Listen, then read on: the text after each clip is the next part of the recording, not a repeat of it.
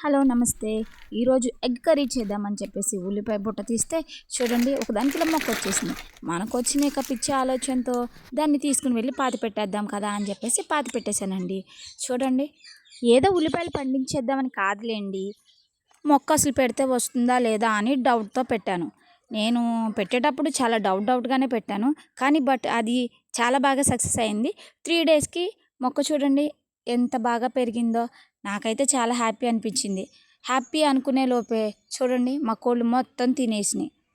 అయ్యో ఇది చచ్చిపోయింది అనుకున్నాను. ఆయన ఇంకో ట్రయల్ కొద్దీ ఒక చిన్న గంప కప్పాను. చూడండి 1 వీక్కి ఎంత బాగా పెరిగిందో. దీన్ని చాలామంది చేపల కర్రీలో వేసుకుంటారు ఉల్లిబొంద అని చెప్పేసి. నేను మాత్రం ఎదురు చూసేది దీని ఫ్లవరింగ్ కోసం. దీని పువ్వులు చూడటానికి చాలా అందంగా ఉంటాయి. మీలో ఎవరైనా చూసుంటే ఒక చిన్న కామెంట్ చేయండి. ఇంత కష్టపడి పెట్టాను, మన చెట్టుకి పూలు వచ్చినాయో లేవో చూడాలనుకుంటున్నారా? అయితే మన ఛానల్ మీద మీరు 2 కళ్ళు వేసి ఉంచండి. Thank you.